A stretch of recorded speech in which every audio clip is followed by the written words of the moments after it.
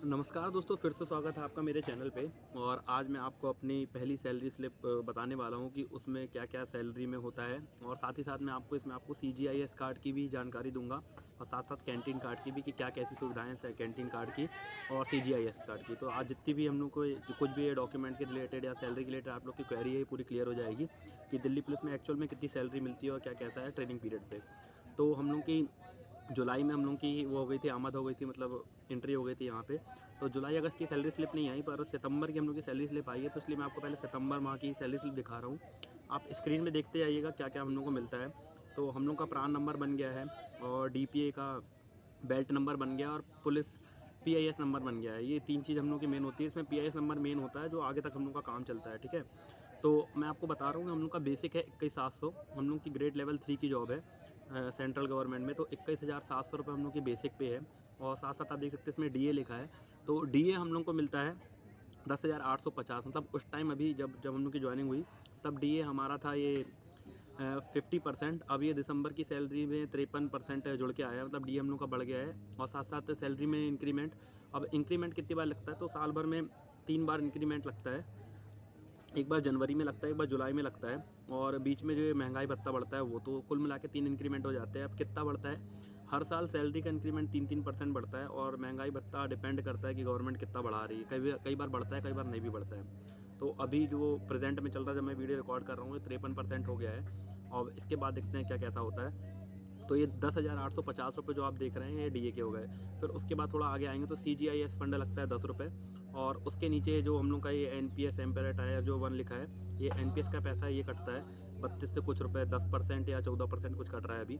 फिर उसके बाद आप और आगे आएंगे तो यहाँ पे आपको मिलेगा दिल्ली पुलिस वेलफेयर सोसाइटी में कुछ पैसा जाता है। कुछ हम लोग का ये मार्केट और फंड होता है उसमें जाता है। और कुछ ये एजुकेशन फंड होता है इसमें। तो ये सारा कट पिट के 26,000 कुछ रुपये सैलरी हम लोग की आ जाती है, नेट सैलरी। लेकिन इसके साथ नीचे राशन मनी भी जुड़ के आती है। तो ये राशन मनी आप नीचे देख सकते हैं, मतलब पर डे की कुछ 142 रुपये है। हम लोग का मैंने इसको डिवाइड करके देखा है तो यही 4283 रुपये, जो कुछ भी 30 दिन का दिख रहा है। 31 दिन का होगा तो ये पैसा बढ़ जाएगा। तो इस हिसाब से हम लोग की सैलरी बनती है। तो आई होप आपने सैलरी स्लिप देख ली होगी फर्स्ट ईयर की। अब मैं आपको बताने वाला हूँ सीजीआईएस कार्ड ये कैसे बनता है। तो जब आप यहाँ आएंगे, एंट्री कराएंगे, तो कुछ 2-3-4 महीने बाद आपका वो खुद एक फॉर्म भरवाते हैं आपसे। लेकिन जब तक आप ट्रेनिंग पीरियड में हैं तब तक केवल वो आपके लिए कवर करता है सीजीआईएस कार्ड, आपकी फैमिली को कवर नहीं करता।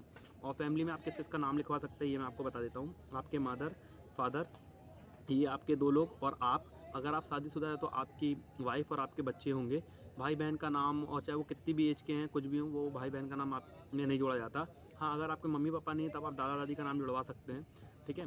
तो ये चीज़ें आप करवा सकते हैं सीजीआईएस कार्ड में। इसमें क्या होता है, ऑल इंडिया में आप कहीं भी कोई भी हॉस्पिटल में अपना इलाज फ्री कर सकते हैं, कहीं भी, मतलब कुछ ऐसी लिस्ट आती है हॉस्पिटलों की जहाँ पे आपका फ्री ऑफ कॉस्ट इलाज हो जाता है। या आप कहीं प्राइवेट में भी करवाना चाहते हैं, अगर आप सीजीआईएस कार्ड दिखाएंगे तो वो आपको सीजीआईएस के कार्ड से आपकी जो वो होगी, कुछ भी आपको जांच करानी है, कुछ करनी है, तो वो आप करवा सकते हैं। लेकिन इसके लिए भी कुछ प्रोसेस होती है, तो वो आपको ज़्यादा अच्छा होगा कि आप यहाँ आएंगे तब आपको पता चलेगा, तो वो ज़्यादा अच्छा रहेगा प्रोसेस का कि क्या कैसी प्रोसेस होती है। बस सीजीआईएस कार्ड का आप ये समझ सकते हैं कि आपके ऊपर जितनी भी हेल्थ इशू कुछ भी आपकी आपकी फैमिली को आने वाले हैं तो आप इसके लिए सिक्योर हो जाते हैं। तो हर स्टेट या हर एक डिस्ट्रिक्ट में कुछ ऐसे हॉस्पिटल है जो इसके थ्रू आते हैं। तो आप इसमें आप अपने फ्री ऑफ कॉस्ट अपना इलाज या अपनी फैमिली का फ्री ऑफ कॉस्ट इलाज करा सकते हैं, आपको कोई पैसा नहीं लगेगा। और अगर लगेगा भी तो आप पहले पे करेंगे, फिर आप यहाँ आके दिखा देंगे तो आपको वो पैसा आपके अकाउंट में आ जाता है जितना भी रहा। और कई बार ऐसा होता है दवाइयाँ क्या हमें बाहर से लेनी पड़ेंगी यहाँ से। अगर आप यहीं के डिस्पेंसरी से दवाई लेंगे तो आपको कोई पैसा नहीं लगेगा। मान लीजिए कुछ दवाई ऐसी है जो यहाँ डिस्पेंसरी में नहीं मिल रही, तो वो आपके लिए अवेलेबल कराएंगे।